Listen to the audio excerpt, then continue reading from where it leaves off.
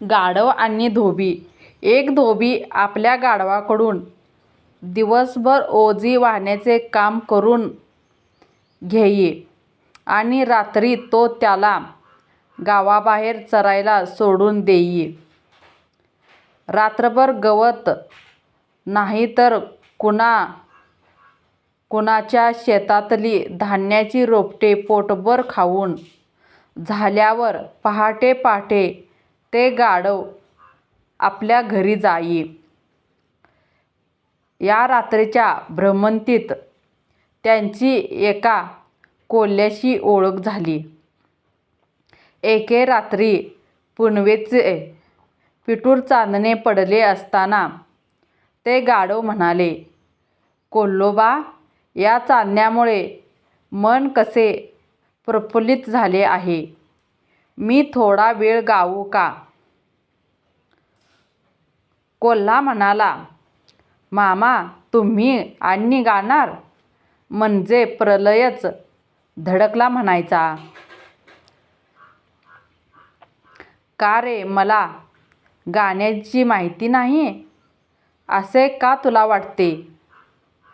असा प्रश्न विचारून ते गाढव स्वर किती, सपत्के किती व राग किती वगैरे माहिती देऊन त्या कोल्ह्याला म्हणाले, "आता तरी माझ्या रागदारीच्या ज्ञानाबद्दल तुझ्या मनात संशय उरला नाही ना?"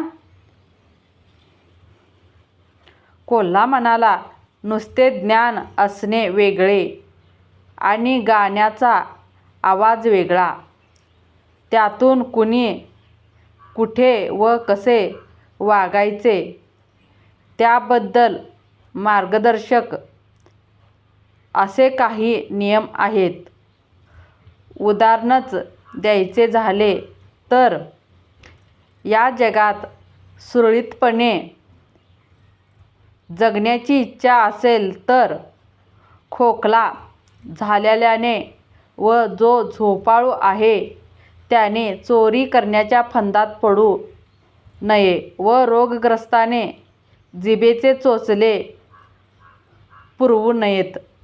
खोकला झालेला जर कोणी चोरी करायला गेला आणि चोरी करता करता त्याला खोकला आला तर त्याचप्रमाणे घरमालकाकडून मार खाण्याचा त्यांच्यावर प्रसंग येईल. त्याचप्रमाणे तुम्ही जर या रात्रीच्या वेळी गाऊ लागलात तर ज्याच्या शेतातली कोवळी कणसे आपण चोरून खात आहोत तो शेतकरी जागा होईल आणि आपल्या दोघांनाही चोप देईल." गाढव म्हणाले, "कोल्होबा, तू अगदीच अरसिक कसा रे? तो स्मशानात राहणारा वृक्ष मनोवृत्तीचा शंकर जर त्या रावणाने